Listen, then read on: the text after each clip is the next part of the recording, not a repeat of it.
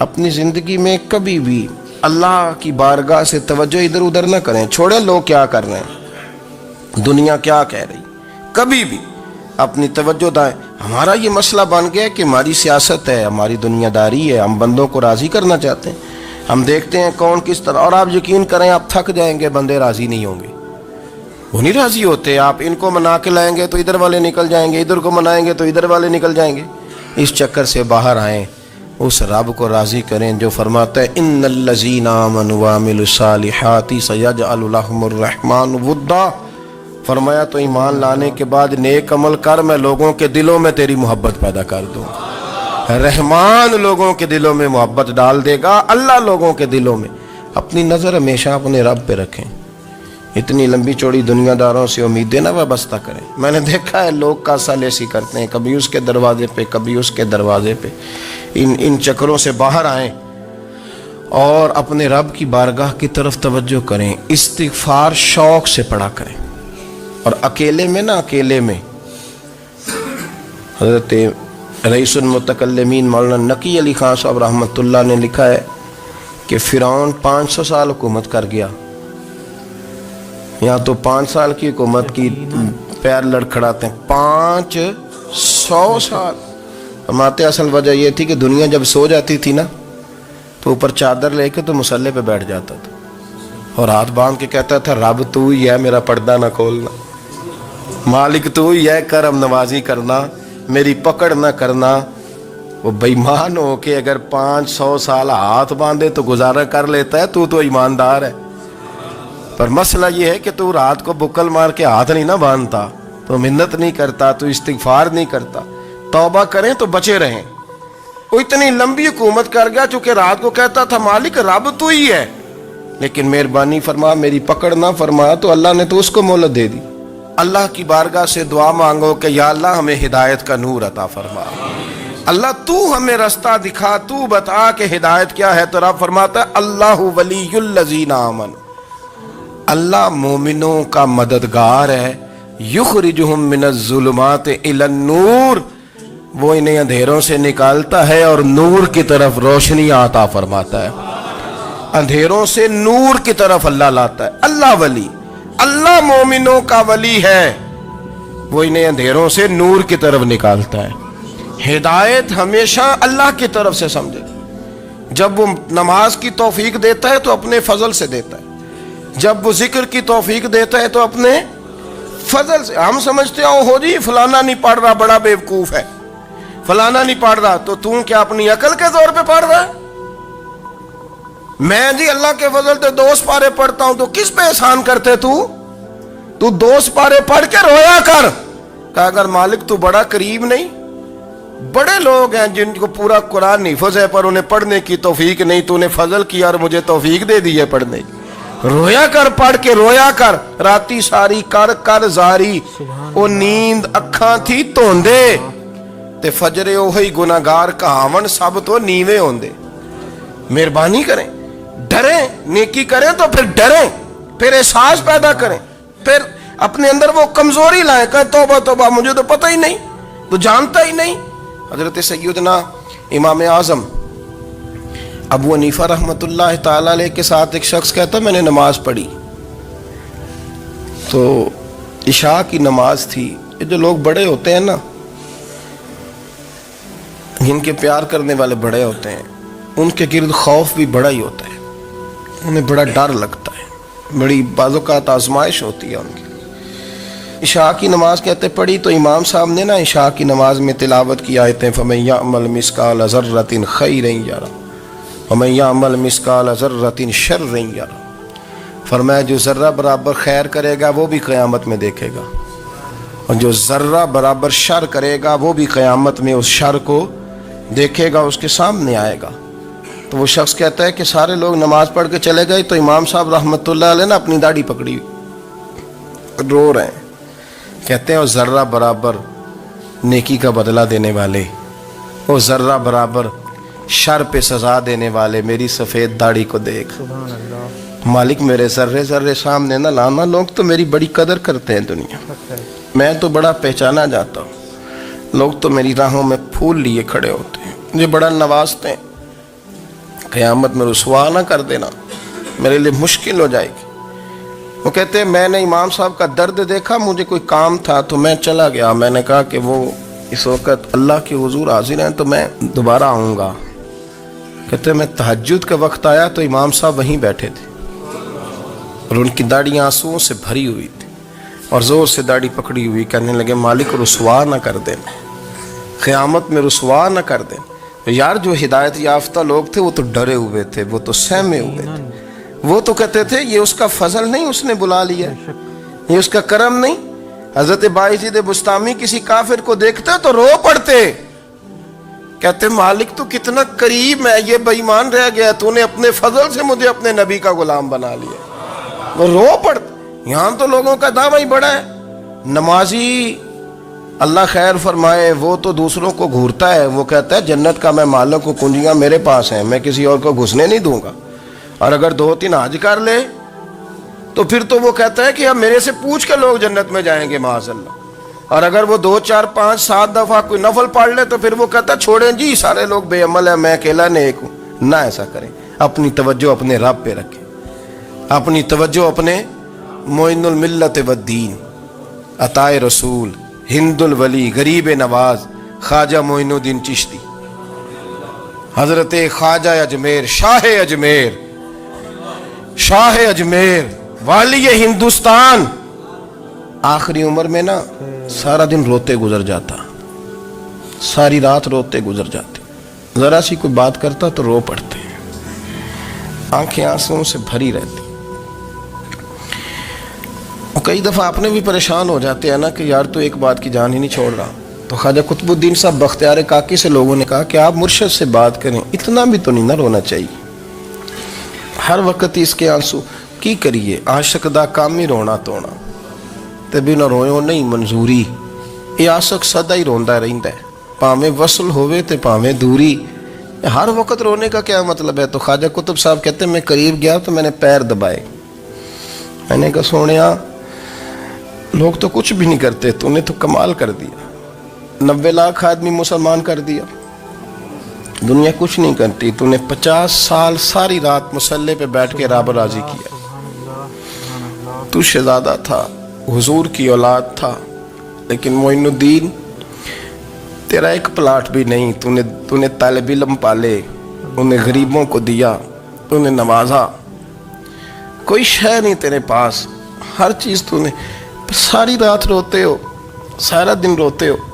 تو خواجہ قطب الدین صاحب کہتے ہیں میں نے جب عرض کیا تو خواجہ صاحب مجھے گلے لگا لی، چیخ مار کے روئے، کہنے لگے قطب الدین پتر داڑھی سفید ہو گئی، جانے کا وقت آ گیا، جو تو نے نیکیاں گنوائی ہیں وہ ہیں صحیح میرے پاس، پر یار کی بارگاہ میں پیش کرنے کے قابل ایک بھی نہیں، تو بارگاہ تو دیکھ کتنی بڑی ہے، رسول کریم کی بارگاہ میں پیش کرنے کے قابل ان میں سے ایک بھی نہیں، تو آستانہ دیکھ کتنا بڑا ہے، کیا پیش کروں گا، کیا عرض کروں گا حضور کی بارگاہ میں، کس طرح؟ وہ یار جو بڑے تھے وہ تو ڈرے ہوئے تھے، سہمے ہوئے تھے، وہ تو بڑی آزمائش میں تھے، لیکن میرا اور آپ کا رٹا 2 نمازیں پڑھ کے 6 نمازوں کا دعویٰ کرنا اور لمبی چوڑی کہانیاں بنانا اور اپنے منہ سے اپنی تعریفیں کرنا، اس سے تھوڑا باہر آئیں۔ رزق بھی میرا اللہ ہی دیتا ہے، علم بھی اللہ دیتا ہے، رزق بھی۔ بڑے بڑے فقیروں کو مالدار ہوتے دیکھا، بڑے بڑے مالداروں کو فقیر ہوتے دیکھا، بڑے بڑے، میرے ایک بڑا سخی قسم کا سجن ہے،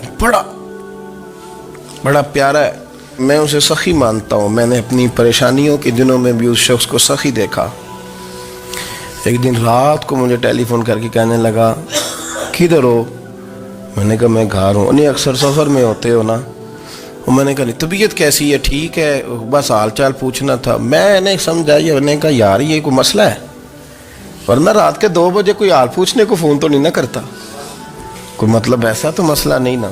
تو میں نے بیک کال کی، میں نے کہا یار میری بات سن، مسئلہ کیا؟ کہ نہیں کچھ نہیں دل کر رہا تھا۔ میں نے کہا میری گل سن، رہے ہیں اسی 4-5 سال کٹھے، میں تین جاننا، اصل بات کر۔ کہنے لگا مکان بھی بڑا ہے، سارا کچھ ٹھیک ہے، پر وہ بڑا ہی بے نیاز ہے، کچھ حالات اس قسم کے آ گئے ہیں کہ لوگوں کو بتاؤں بھی تو لوگ ماننے کو تیار نہیں۔ زیادہ نہیں، مجھے نا تھوڑے سے پیسوں کی ضرورت ہے، کوئی 15-20 ہزار اگر مل جائیں میری ضرورت۔ آپ یقین کریں میں روتا رہا ساری رات۔ میں نے کہا او مہربانہ تیرا کس طرح کریں گے، اس سے لے کے زمانہ استعمال کرتا تھا، پر بے پرواہی ویخ نہ سجڑ دی جتھے کسے دی پیش نہ جاوے، انہیں تاجہ والے در در رولے تے منگتے ہیں تخت بٹھاوے۔ سجنا کسے نو کارا مل دئی، کوئی کعبے خالی آوے، واللہ خیر الرازقین، فقط تو دائیں بائیں نہ جا، رزق تو تجھے میں دوں گا، میں ہوں بہتر رزق دینے والا۔ بڑے بڑے بادشاہ، بڑے بڑے شہنشاہ، بڑے بڑے لوگ، ہاتھوں میں کاسے، فقیریاں۔ ام ربیعہ کہا کرتی تھیں، بڑی نیک اور صالح خاتون تھیں، وہ کہتی ہیں کہ میں نا بڑے امیر آدمی کی بیوی تھی، اپنے شوہر کے ساتھ چھت پہ بیٹھی تھی تو نیچے فقیر مانگنے والا آیا، اس نے بڑے درد سے صدا کی تو میں نے اپنے شوہر سے کہا کچھ دے دیں، کہا دفع کر، ان لوگوں نے دھندا بنایا ہوا ہے۔ کہتی میں میکے سے بھی بڑا مال لے کے آئی تھی، میرے ماں باپ بڑے امیر تھے تو میں نے نا چوری اپنے خامہ سے نظر بچا کے باتھ روم جانے کے بہانے گئی اور نیچے جا کے 5 دینار میں نے اس فقیر کی ہتھیلی پہ رکھے۔ کہتے اس نے 5 دینار دیکھے، پھر میری طرف دیکھا تو میں نے اس کی آنکھوں میں آنسو چمکتے دیکھے۔ کہنے لگے بی بی رب تیرا بھلا کرے، میں 3 دنوں کا بھوکا ہوں۔ کہ وہ چلا گیا، میں گھر آ گئی، جب باہر آئی تو میرا شوہر کہنے لگا تو اتنی اب اتنی تو تیز ہو گئی ہے اور تو اتنی خود مختار ہو گئی ہے، میرے بغیر پوچھے مال خرچ کرے گی، جا تجھے 3 طلاقیں۔ کہتی میں بالدار اور وزادار باپ کی بیٹی تھی، طلاق لے کے گھر آئی تو میرا باپ ٹوٹ گیا، چارپائی پہ چلا گیا، اوہو یہ کیا بن گیا۔ کہتی بڑی تکلیف رہی، 1-2 سال کے بعد میرے ابا نے میری شادی کر دی۔ اب جس شوہر کے پاس گئی وہ بڑا نیک تھا، پرہیزگار تھا، اللہ نے بہترین صلہ دیا۔ کہتی چھت پہ بیٹھی تھی، دروازے پہ فقیر آیا تو میں نے شوہر سے کہا کچھ دے دوں، کہنے لگا 5 نہ دینا، 15 دینا، 20 دینا، میں فقیر ہوں، میں نے فقر سے دولت دیکھی ہے، اسے خالی نہ لوٹانا۔ کہتی ہے کہ میں نیچے گئی اور جب میں نے اس کی طرف دینار بڑھائے تو میری چیخ نکلی، پیسے پھینک کے میں بے ہوش ہو کے گری، میرا شوہر نے آ کے اٹھایا، اندر لے گیا، پانی منہ پہ چھڑکا، کہنے لگا تجھے کیا ہوا؟ کہنے لگی یہ جو مانگنے آیا یہ میرا پہلا شوہر تھا، وہی تھا جو کہتا تھا کہ تو 5 دینار دے آئیے، جا تجھے 3 طلاقیں۔ پڑھو نا حدیث پاک، میرے نبی پاک علیہ السلام نے فرمایا ایک بندہ گنجا تھا، گنجا، کوئی ترتیب آگے پیچھے ہو جائے تو مفہوم کے لحاظ سے، لیکن میں مفہوم اس کا واضح کرتا ہوں، ایک گنجا تھا، کوئی شے نہیں تھی، سر پہ بال بھی نہیں تھے، رویا کرتا تھا۔ اللہ تعالیٰ نے فرشتے کو بھیجا، تجھے کیا چاہیے؟ تو کہنے لگا بال آ جائیں اور تھوڑا مال آ جائے۔ فرشتے نے ہاتھ پھیرا تو بال بھی آ گئے تو بکریاں بھی آ گئیں، لائنیں لگ گئیں، مال ہی مال ہو گئے۔ دوسرے کے پاس گیا، وہ کوڑا تھا، اس کو جا کے کہا کیا چاہیے؟ کہنے لگا شفا ہو جائے اور کچھ اللہ تعالیٰ آسانی کر دے۔ شفا بھی ہو گئی، گائیں بھی دے دی، بھینسیں بھی دے دی، مال ہی مال ہو۔ پھر ایک کے پاس گیا، وہ اندھا تھا، تجھے کیا چاہیے؟ اس نے کہا آنکھیں مل جائیں اور کچھ ساتھ اللہ مال دے دے۔ اونٹ ہی اونٹ ہو گئے۔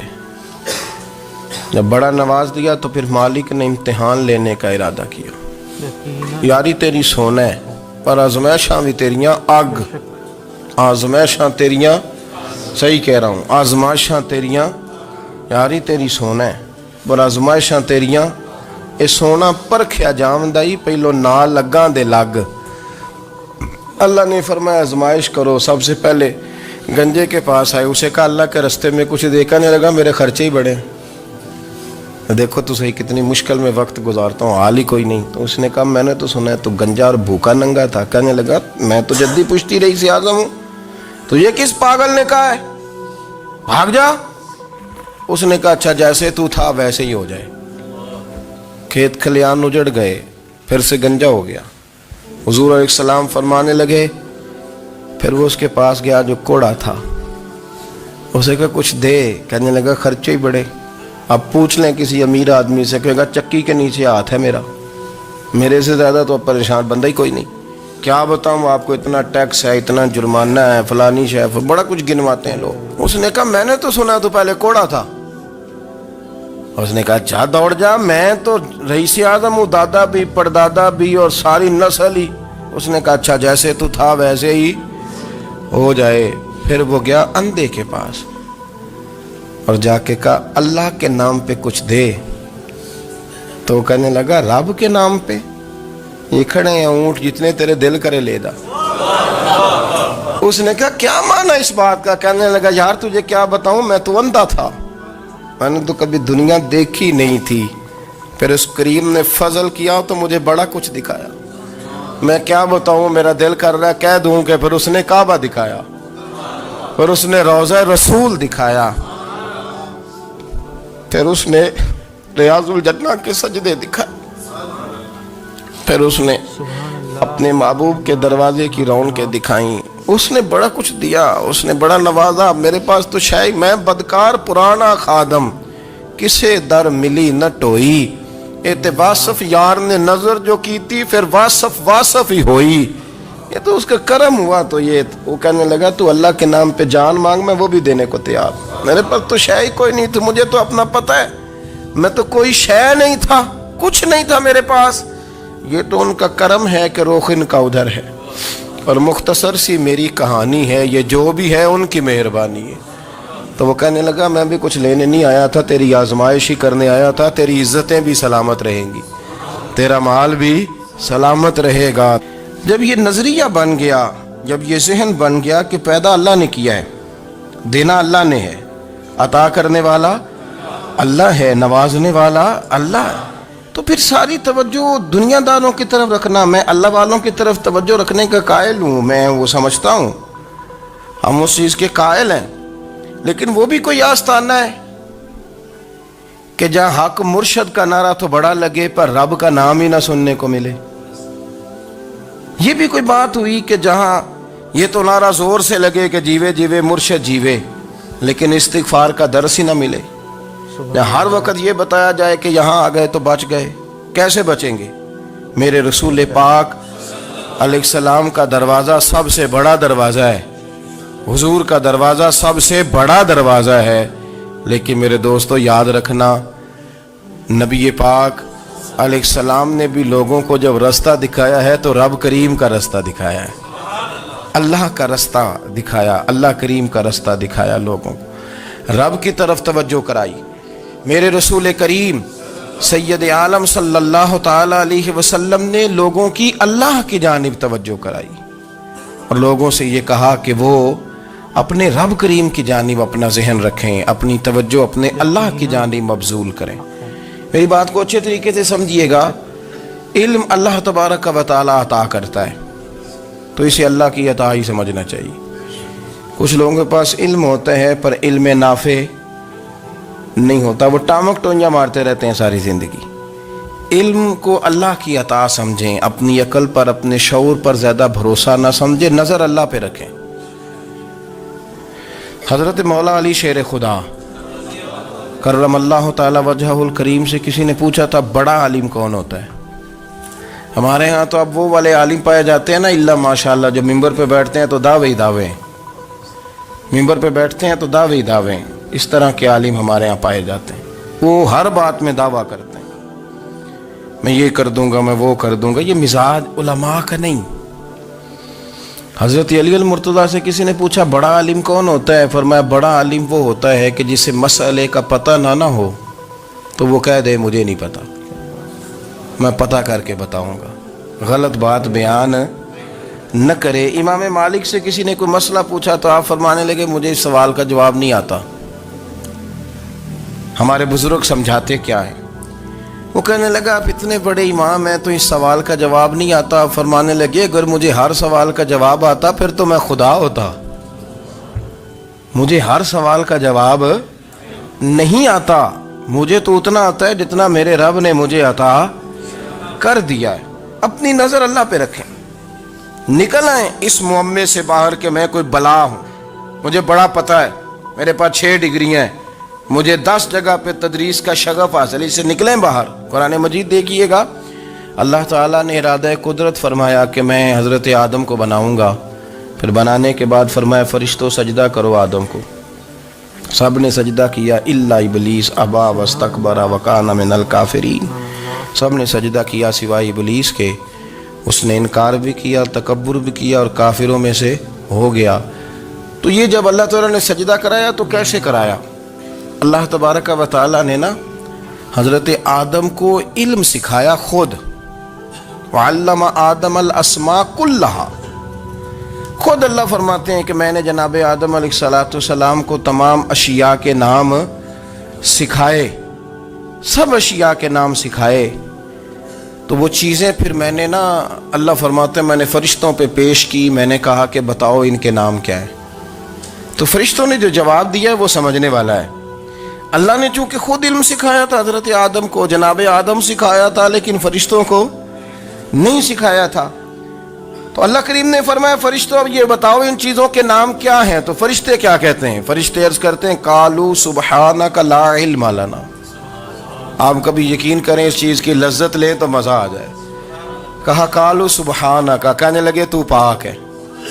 قالوا سبحانک، کہنے لگے تو بھئی آدم علیہ السلام کو نام سکھا لیے، پھر فرشتوں کے سامنے وہ چیزیں پیش کر کے کہا ان چیزوں کے نام بتاؤ۔ تو فرشتے کیا کہتے ہیں؟ کہتے ہیں قالوا سبحانک، تو پاک ہے، لا علم لنا، ہمارے پاس کوئی علم نہیں، الا ما علمتنا، ہمیں تو اتنا پتہ ہے جتنا تو نے ہمیں سکھا دیا ہے، ہمیں تو اتنا پتہ ہے جتنا تو نے ہمیں، لا علم لنا، ہمارے پاس کوئی علم نہیں ہے، اتنا ہی پتہ ہے جتنا تو نے ہمیں سکھا دیا ہے، اس سے زیادہ ہمارے پاس علم۔ اور یہ کیوں تو نے ہمیں جتنا سکھایا اتنا پتہ ہے؟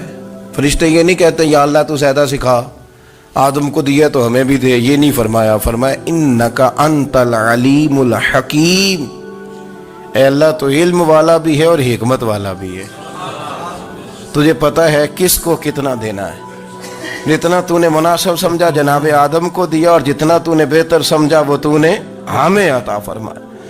تو اگر آپ کے پاس علم ہے، کہیں نالج ہے، تو اس کو اللہ کی عطا سمجھیں۔ ہمارے ہاں بہت سارے لوگ بن کے بیٹھ جاتے ہیں، میں اکثر کہتا ہوں کہ پھر وہ دعوے کرتے ہیں میرے علاقے والے جاہل ہیں، میرے شہر والے جاہل ہیں، میرے خاندان والے پڑھے نہیں۔ یہ آپ کا دعویٰ ہے، یہ آپ کو خراب کر دے گا۔ ہم نے بہت سارے ایسے لوگ دیکھے جو بہت بڑے عالم تھے، لیکن اللہ جب لینے پہ آیا تو عقل ہی لے گیا، شعور ہی چلا گیا، حافظے ختم ہو گئے۔ آپ دیکھتے ہیں بڑھاپے میں کچھ لوگ ایسے ہوتے ہیں کہ جن کو یہ بھی یاد نہیں رہتا کہ میرا نام کیا ہے، میں کہاں ہوں، مجھے کدھر جانا ہے۔ تو اس وقت سے اللہ کی پناہ مانگیں اور اپنی نظر اپنے رب کریم کی جانب رکھیں، اللہ کی جانب اپنی نظر کو مبذول رکھیں۔ دوسری بات، علم کے بعد ایک چیز آتی ہے جس کا نام ہے ہدایت، جس کا نام ہے تقوی، جس کا نام ہے پرہیزگاری، جس کا نام ہے عمل، عبادت، ریاضت۔ یہ بھی اسی وقت ہی نصیب ہوتی ہے جب میرا رب کریم نصیب فرما دیتا ہے۔ ہم نے نا نیکی کا اپنا اپنا سٹیٹس بنا لیا ہے، اپنا اپنا معیار بنا لیا ہے۔ کچھ لوگ کہتے ہیں کہ جناب مسجد میں سیمٹ کا توڑا دینے سے بہتر ہے کسی غریب کو آٹے کا تھیلا دے دو۔ اب اس نے اپنا مزاج بنا لیا نا نیکی کا، اس نے اپنا سٹیٹس بنا لیا۔ میرا یہ سوال ہے کہ نبی پاک صلی اللہ تعالیٰ علیہ وسلم جب مدینہ شریف آئے تھے تو حضور نے سب سے پہلے غریبوں میں آٹا تقسیم کیا تھا کہ سب سے پہلے مسجد بنائی تھی؟ کیا عجیب لوگوں کا رنگ ہے، اپنی مرضی کی ہدایت، اپنی مرضی کا تقوی، اپنی مرضی کا معیار۔ مسجد کوئی بڑا چھوٹا خطیب بھی میری طرح کا ہو نا، تو وہ مسجد میں بیٹھ کے جب نبی پاک کی بات کرتا ہے تو کہتا ہے میرے رسول پاک غریبوں کا سہارا بن کے آئے۔ وہ غریبوں کی بات کرتا ہے، مسکینوں کی، لاچاروں کی، کمزوروں کی بات۔ تو مسجد ہی تو وہ ادارہ ہے جہاں سے غریبوں کی بات ہو رہی۔ تو اب لوگوں نے غریب کو اور مسجد کو لڑانا شروع کر دیا، اس کو لڑاؤ کہ مسجد میں پیسے دینے سے بہتر ہے آپ غریب کو آٹے کا تھیلا دے دیں۔ آپ یہ کیوں نہیں کہتے کہ مسجد میں بھی آپ تھوڑا دیں ایک سیمٹ کا اور ساتھ غریب کو بھی خدمت کریں؟ یہ کیوں نہیں تقویٰ؟ اپنی اپنی مرضی کا مزاج، اپنی اپنی۔ کچھ لوگ کہتے ہیں چھوڑو جی، ساری زندگی انسان نماز پڑھتا رہے اور پھر گالیاں بھی دیتا رہے، بندہ داڑھی بھی رکھ لے اور جھوٹ بولنا بھی نہ چھوڑے۔ تو یہ آپ نے اپنے پاس سے تقوی کا معیار بنایا۔ गाली देने का गुनाह है और दाढ़ी रखने का सवाब है। तो अगर आप दाढ़ी रखे हुए हैं और आप कोई गलती कर रहे हैं तो उससे आपकी दाढ़ी का सवाब खत्म, अल्लाह करे आपको समझ आए मेरी बात की। आप कोई गलती कर रहे हैं, दाढ़ी का सवाब उससे खत्म, वो अपनी जगह पे कायम है चीज। अपनी मर्जी का क्यों तकवे का मियार बनाते हैं? तकवे का मिजाज अपनी मर्जी का ना बनाओ। वक्त दें मामलात को, टाइम दें। आप देखें अल्लाह तबारक व तआला बड़ा करीम है। वक्त के साथ जब चीज़ें तब्दील होती हैं अपने टाइम के, हज़रत बिलाल हबशी रज़ी अल्लाह ताला, बड़ा मुश्किल नहीं, अकेला आदमी, गरीब आदमी, मक्के के सारे सरदारों के काबू आ गया। हज़रत हसन कहते हैं मैंने खुद अपनी आंखों से देखा, हज़रत बिलाल के गले में रस्सी डाल के बच्चे खींचा करते थे। यार खासा मुश्किल काम नहीं। उमैया बिन खलफ डंडों से मारता है, आपके हाथ और पैर चारपाई के नीचे रख के तो ऊपर बैठे रहते बड़ी बड़ी देर। बड़ी तकलीफ नहीं, बड़ी अजियत नहीं। लेकिन हजरत बिलाल हबशी फरमाते हैं फिर मैंने वो सारे दुख मिटते देखे। वक्त बीत गया। वही उमैया बिन खलफ एक दिन घोड़े पे था, घोड़े अपने को तैयार कर रहा था, लगाम डाल रहा था। हुजूर अलैहिस्सलाम गुजरे तो फरमाया क्या कर रहे हो? कहने लगे इस घोड़े पर बैठ के आपको शहीद करूंगा। तो हुजूर फरमाने लगे तैयारी कर ले, तुझे कत्ल मैंने ही करना है। फिर जंग के मौके पे ना हल्की सी खराश लगाई रसूल पाक ने उसे, यहाँ गले पे। तड़पता था, रोता था, सिसकता था। लोग कहते थे उमैया क्या हो गया, इतना सियाना बंदा ये क्या करता है? तो कहने लगा तुम्हें पता नहीं मुझे तकलीफ कितनी है। ज़रब तो छोटी है पर तुम्हें पता नहीं लगाई किसने है तो छोटी पर तुम्हें खबर नहीं कि लगाई किसने है, किसने ये ज़रब लगा दी है। फिर तड़प कर सिसक कर मरा।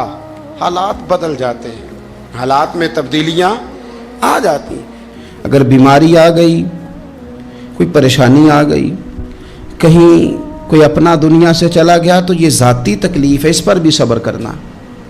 और अगर अपनों ने, बेगानों ने कोई तकलीफ़ पहुंचा दी, कोई अज़ियत दे दी, वो अज़ियत कई सूरतों में हो सकती है।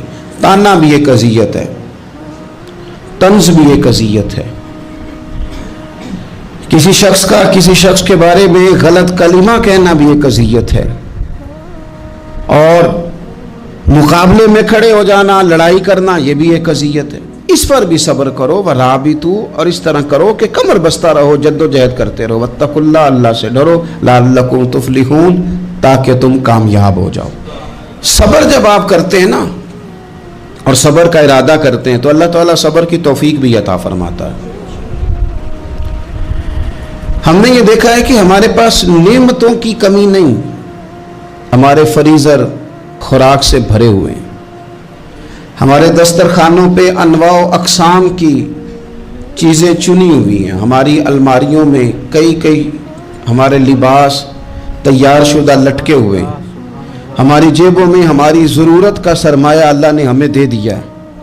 लेकिन इसके बावजूद जो लोग एक दूसरे से प्यार नहीं कर पा रहे, जो एक दूसरे के करीब नहीं जा पा रहे, तो उसकी वजह यह है कि सब्र नहीं रहा, हौसला नहीं रहा, किसी चीज़ को बर्दाश्त करना हमारे मिजाज का हिस्सा ही नहीं रहा।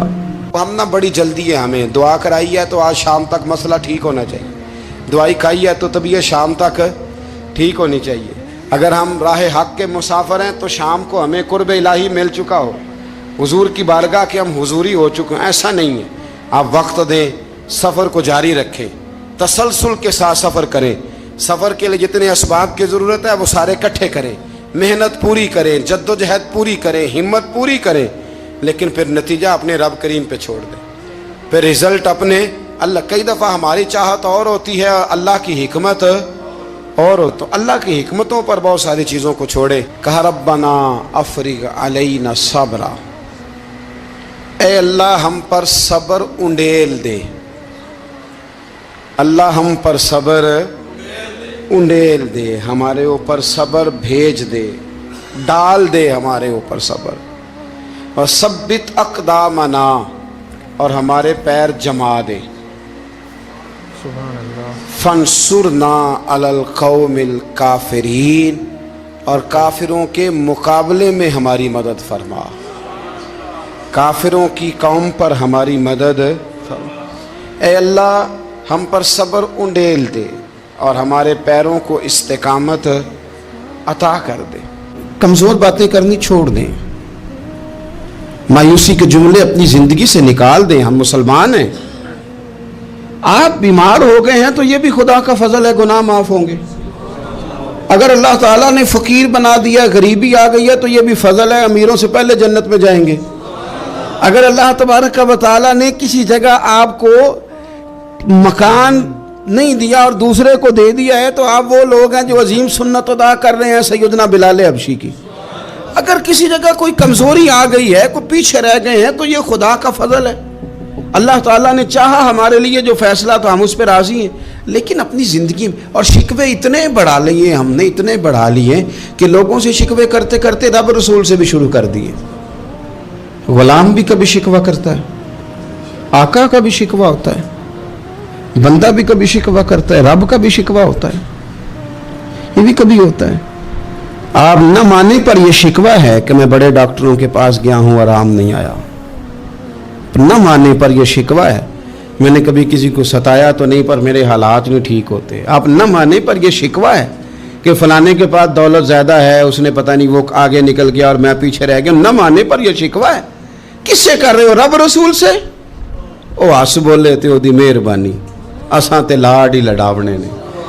किससे शिकवा कर रहे हो? खुदा के बंदो, गुलाम गुलामी करते हैं, शिकवे करते हैं कोई।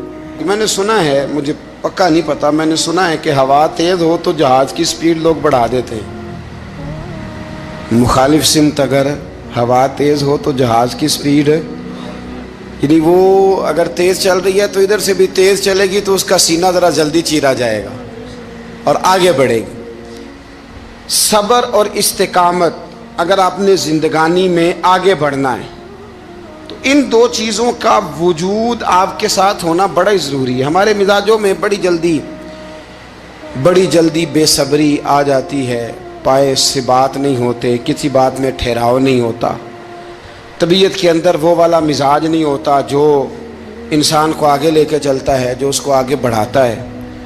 अगर आपने आगे बढ़ना है तो फिर ज़रा आप में के मिजाज में ठहराव होना चाहिए, फिर ज़रा थोड़ा सा सुकून होना चाहिए। मेरे रसूल करीम अलैहिस्सलाम की खिदमत में एक शख्स ने अर्ज़ किया था, या रसूल अल्लाह सल्लल्लाहु अलैहि वसल्लम, मुझे कोई ऐसी नसीहत कर दे कि फिर मुझे किसी और से पूछने की ज़रूरत ना रहे। तो हुज़ूर ने एक ही जुमला कहा, फरमाया जब तूने कहा ना कि अल्लाह मेरा रब है, फिर डट जा,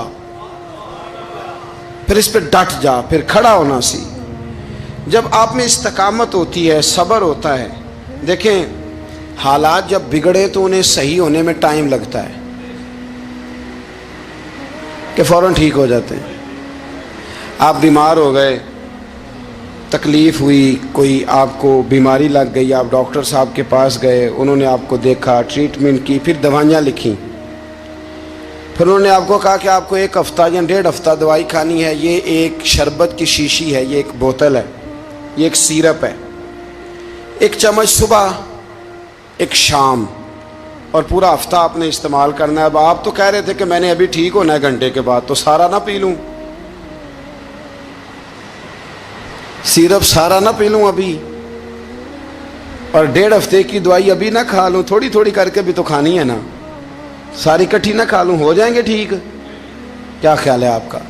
नहीं होंगे। क्यों? इसलिए कि जिस तरतीब से डॉक्टर ने आपको बतलाया है, आपका वजूद उसी तरतीब से उसे कबूल करेगा। आपका जो वो मर्ज है वो उसी तरतीब से बेहतर होगा जिस तरतीब से डॉक्टर ने, तबीब ने, हकीम ने आपको बतलाया है। उसी मुरतब तरतीब से आपने उसको दवा को इस्तेमाल करना है, तो उसी तरतीब से वो सारे मामलात ठीक होंगे।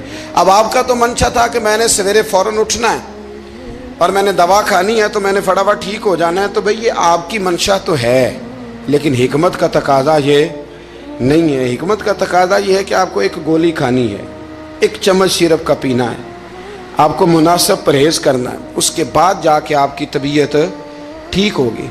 लेकिन अगर आपका ये प्रोग्राम बन गया है कि नहीं मैंने तो शाम को ही ठीक होना है, तो ये मुमकिन नहीं है। इसके लिए आपको ज़हनी तौर पर तैयार होना चाहिए। आपको समझना चाहिए कि बहुत सारी चीज़ें ऐसी होती हैं जिन्हें वक्त देना पड़ता है।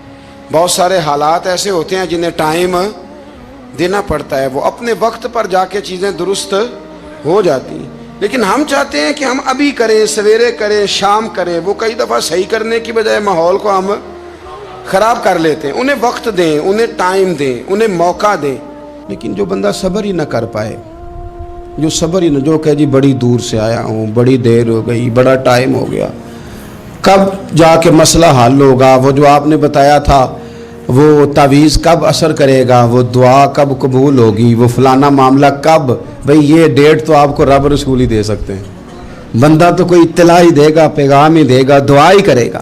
اگر زندگی میں حوصلہ ہی نہیں ہوگا، اگر آپ کو یہ قرار ہی نہیں آئے گا، ٹھہرنا ہی نہیں آئے گا کسی میدان میں۔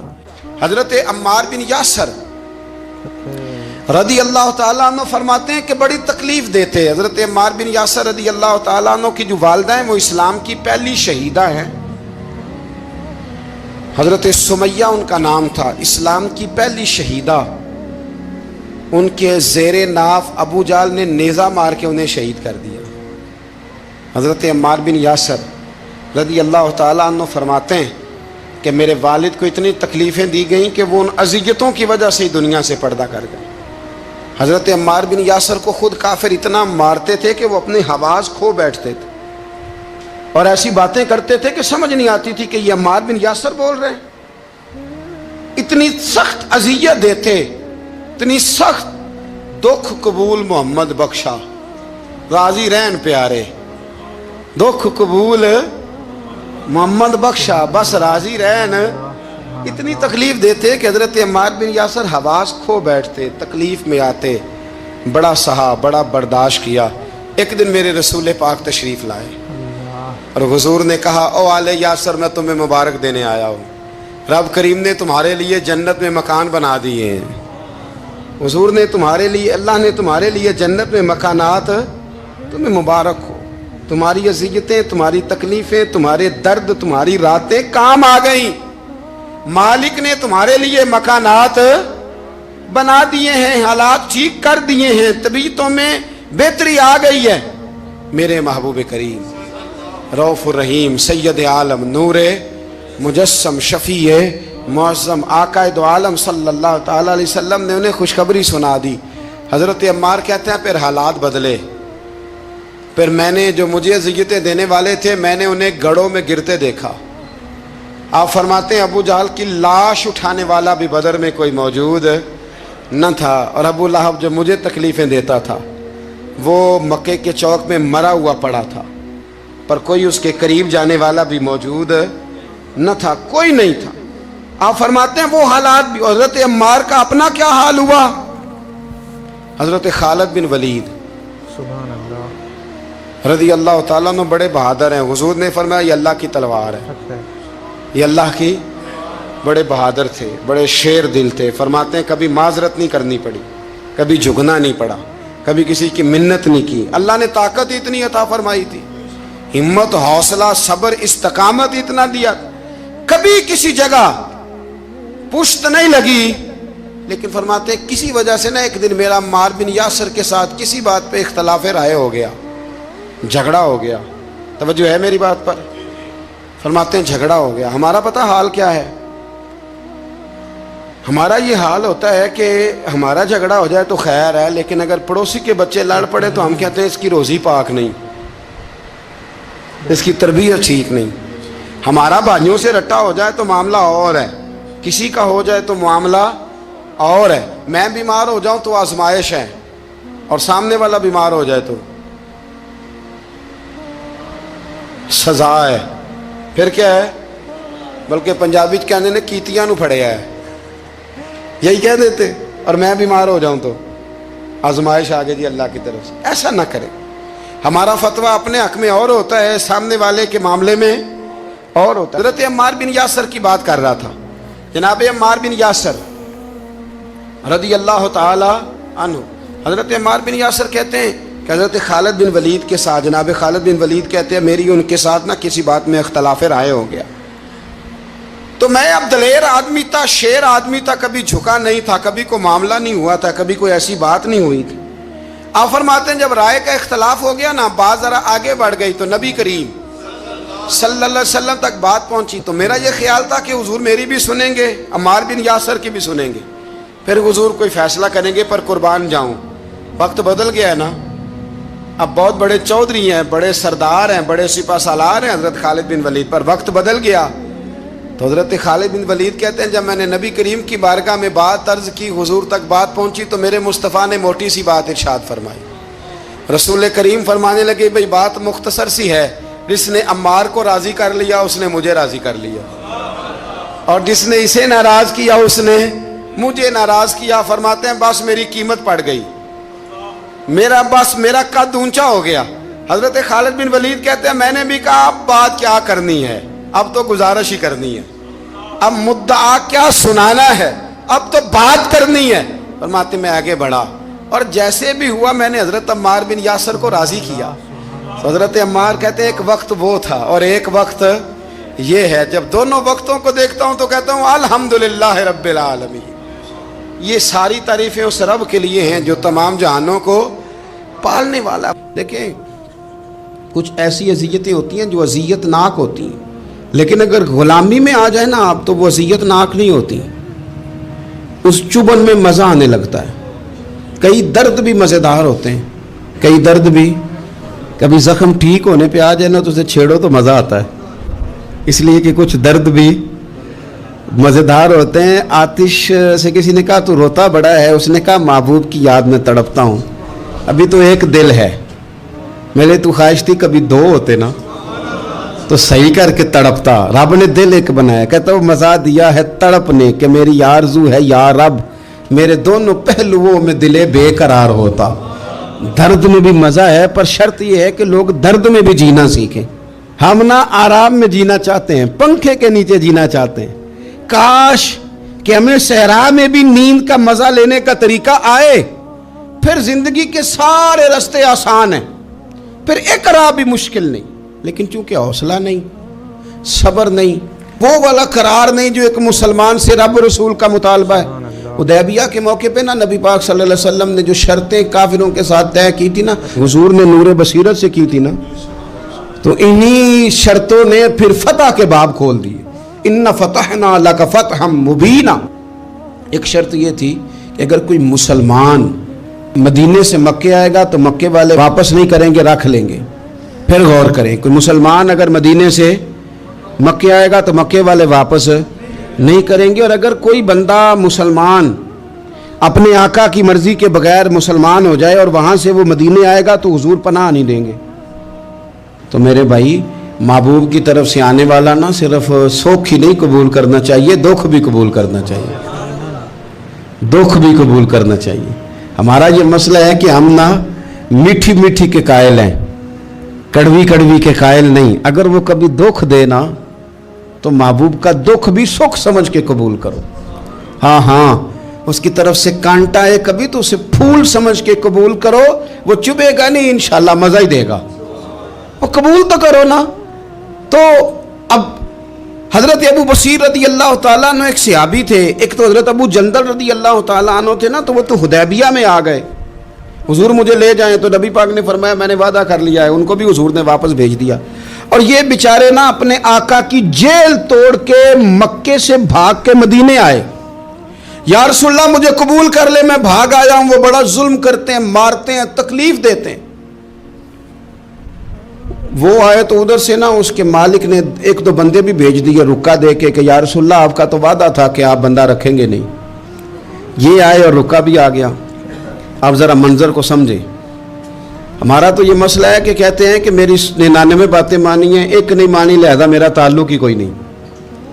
لیکن یہاں کیا کیفیت ہے؟ بندہ رو رہا ہے، تڑپ رہا ہے، حضور میں مار سے بچتا ہوا آیا ہوں، جیل توڑ کے آیا ہوں، مجھے قبول کر لیں۔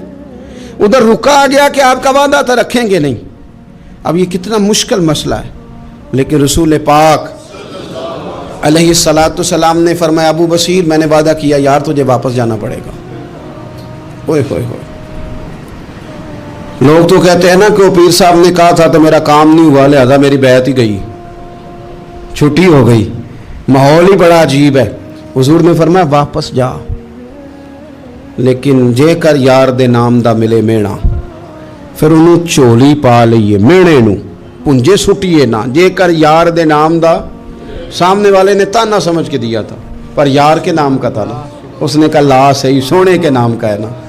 ताना हुआ तो क्या हुआ, जेकर यार दे नाम दा मिले मेणा, उन झोली पा लइए पुंजे सुटिए ना। ते जेकर यार दे नाम दी मिले सूली, फिर झूठा झूठ लइए ते पिछा हटिए ना। झूठा झूठ लइए। अब लिखने वाले का भी अपना अंदाज है ना, कहते हैं ये भी मेरे लिए झूला ही है, ये भी आराम की जगह ही है। झूठा झूठ लइए ते पिछा हटिए ना। हजरत अबू बसीर रदी अल्लाह तआला अन्हु से हुजूर ने फरमाया वापस जाना है। कहा सोने ठीक है, कोई शिकवा नहीं, कोई गिला नहीं, ये भी मेरे महबूब का हुक्म ही है।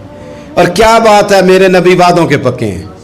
क्या बात है, हुजूर ने जो कहा करके दिखाया। कहते हैं मैं वापस जा रहा था, एक दो बंदे साथ थे, जब मदीने की हद गुजर गई ना, हुजूर ने तो कहा था ना मदीने में पनाह नहीं देनी, तो मैंने उससे कहा यार तलवार बड़ी सोहनी है, जरा दिखाना। उसने दिखाई तो एक की मैंने गर्दन काट दी, दूसरा वैसे ही भाग गया।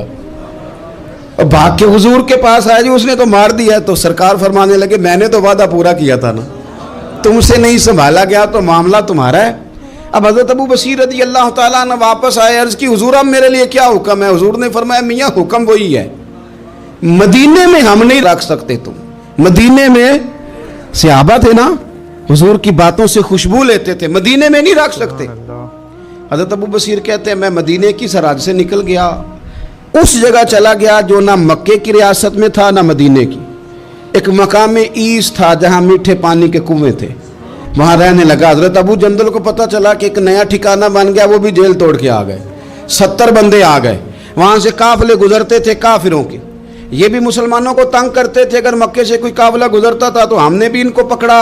काफिर का माल माले गनीमत असबाब बन गया। और वो जब काफिला लेके आते थे तो डरे होते थे, और इनको तो सताया था ना।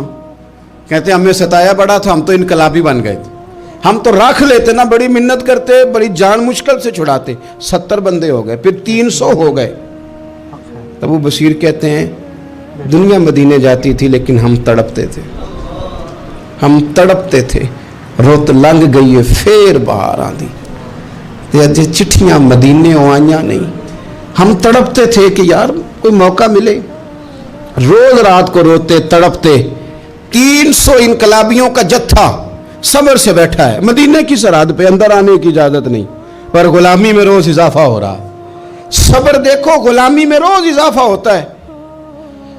तंग आ गए काफिर, पहले बड़ी डींगे मारते थे कि देखो हमने कैसी शर्त मनवाई है, कैसी शर्त मनवाई है कि उनका बंदा आएगा तो हम वापस नहीं करेंगे, हमारा जाएगा तो उन्हें करना पड़ेगा। फिर इतने तंग आए कि खुद आके कहने लगे हुजूर मेहरबानी करें, ये शर्त तो ख़त्म करें ना, और इन 300 को तो मदीने बुलाएं, मेहरबानी फरमाएं।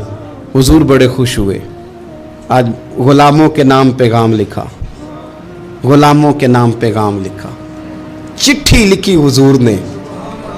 चिट्ठी किस चीज़ की लिखी? आ जाओ यार मदीने आ जाओ। चिट्ठी आई मदीने आने के लिए। हज़रत अबू बशीर के नाम चिट्ठी गई, आ जा यार मदीने, आ जा तेरे नाम पैगाम सब लाई है सरकार नबी से, और आया है बुलावा मुझे दरबार नबी से। पैगाम आया। हज़रत अबू बशीर इतने बीमार थे कि नज़ा का आलम था, लेकिन उस आलम में भी इंतज़ार था। उस आखिरी वेले अखियाँ मेरियाँ रात तकनाए तेरा, तेरा ते सजना कुछ भी नहीं जाना, जे पा जावे एक फेरा, ते सिर मेरे ते आन खलोवे ते फिर पर्दा रह जाई मेरा। सौखा निकले साब ज़हूरी, जे वेख लवे मुख तेरा। हज़रत अबू बशीर को ना वो रुका गया, हुजूर की चिट्ठी गई तो यूँ चिट्ठी पड़ी। हुजूर ने फरमाया आ जाना, रास्ता खुल गया है, तू आ जा। खुल गया रास्ता। दुआ फरमाओ मदीने के रास्ते खुल जाएं। करो ना यार दुआ, मदीने के रास्ते खुल जाएं। कुछ ऐसे हैं जिन्होंने सारे दुख सुनाने ही मदीने जाके होते, कुछ लोग ऐसे हैं जिनके दिल और कलेजे फटने को आ गए। दुआ करो रास्ते खुल जाएं। हुजूर ने फरमाया आ जा, तेरा राह खुल गया।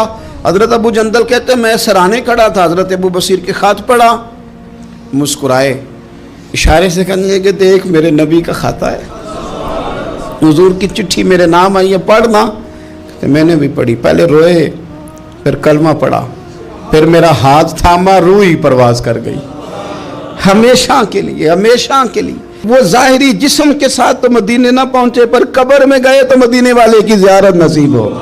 कब्र में हुजूर की ज़ियारत नसीब हो गई। कब्र में हज़रत अबू जंदल कहता है मैंने जनाजा पढ़ा और उसी मकाम पे जहाँ उन्होंने इंतज़ार किया था ना, वो मकाम में इंतज़ार उनका मज़ार बना, मज़ार के साथ मस्जिद बनी, मस्जिद का नाम मस्जिद अबू बसीर रखा गया। उन्होंने उस इंतज़ार में जान दे दी, पर सब्र किया, शिकवा नहीं किया। मेरे रसूल करीम सल्लल्लाहु ताला अलैहि वसल्लम हिजरत से चंद दिन पहले ना खाना काबा को अंदर से देखने का दिल किया मेरे नबी पाक का। क्या मुझे मक्का छोड़ के मदीना तैयबा जाना है तो मैं ज़रा काबा मौज़मा के अंदर से ज़ियारत कर लूँ। उस्मान बिन तलहा एक शख्स था जो कलीद बरदार था, जिसके पास खाना काबा की चाबी होती थी। हुजूर सल्लल्लाहु ताला अलैहि वसल्लम ने उससे कहा कि भाई चाबी ज़रा दे दो, मैं खाना काबा के अंदर से ज़ियारत करना चाहता हूँ। कहने लगा कोई और होता तो मैं दे देता, आपको नहीं दूंगा। माज़अल्लाह सुम्मा माज़अल्लाह। मेरे रसूल पाक की बात ना सितारे भी मानते हैं, चांद भी मानता है, सूरज भी मानता है। हुजूर अगर सूरज को कहना वापस आ, हज़रत अली ने नमाज पढ़नी है तो वो आ जाता है। और अगर हुजूर फरमा दें चांद को 2 टुकड़े हो जा तो वो 2 टुकड़े हो जाता है। सूरज भी बात मानता है, चांद भी बात मानता है। ये सारे मेरे रसूल करीम अलैहिस्सलाम के ग़ुलाम हैं। जहाँ जहाँ तक रब करीम की खुदाई है वहाँ मेरे हबीब की मुस्तफ़ाई है। हुजूर वहीं चाहते ना, वहीं चाहते।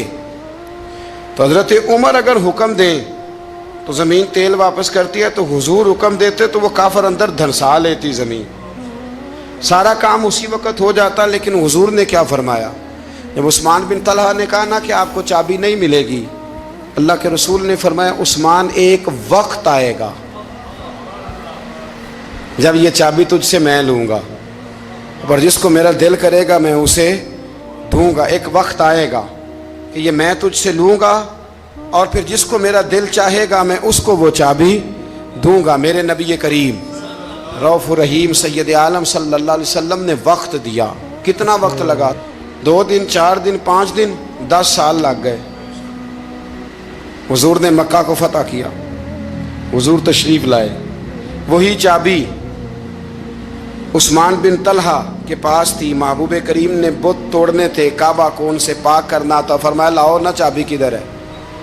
उस्मान कहते हैं हुजूर ने तो बात नहीं जतलाई, पर मुझे वो लफ्ज़ याद थे कि उस्मान एक वक्त आएगा, एक समझिएगा बात को, एक वक्त आएगा जब चाबी मैं लूँगा और फिर जिसको मेरा दिल करेगा मैं उसे, फिर वक्त आ गया। फिर हुजूर ने चाबी ले ली, फिर नबी पाक ने बुत तोड़े, पर कुर्बान जाऊँ मदीने वाले महबूब के तरीके पर, फिदा हो जाएं हुजूर अलैहिस्सलाम के कमाले दरगुजर पर। जब हुजूर फारिग हुए ना बैतुल्लाह को साफ करके, तो फरमाया किधर है अभी उस्मान बिन तलहा? वो आए तो हुजूर फरमाने लगे ये चाबी पहले तेरी खानदानी विरासत थी, फिर मैंने अपने वादे के मुताबिक ले ली, अब मैं तुम्हें वापस कर रहा हूँ। अब ये चाबी मैं तुम्हें वापस कर रहा हूँ, मैं ये चाबी मैं तुम्हें दे रहा हूँ। लिहाजा अब तेरी नस्ल से भी क़यामत तक कोई नहीं लेगा, मैं तुम्हें ये चाबी दे रहा हूँ। तो भाई वक्त का इंतज़ार करें। और उस्मान बिन तलहा कहते हैं मैंने हुजूर का ये कमाल करम देखा तो मैं कलमा ही पढ़ गया, मैं मुसलमान ही हो गया। वक्त को देखें, वक्त का इंतज़ार करें, आने वाला टाइम देखें। दुआ करता हूँ अल्लाह के हुजूर अल्लाह हमें समझने की तौफीक अता फरमाए। आखिर दावाया अनिल हम्दुलिल्लाह रब्बिल आलमीन। तो अगर वीडियो आप लोगों को पसंद आया होगा तो लाइक करें, शेयर करें। चैनल को नहीं किया है सब्सक्राइब तो सब्सक्राइब करें। हम इसी तरह से वीडियो आप लोगों के लिए लाते रहेंगे। मिलते हैं अगले वीडियो में नेक्स्ट वजीफे और नेक्स्ट बयान के साथ।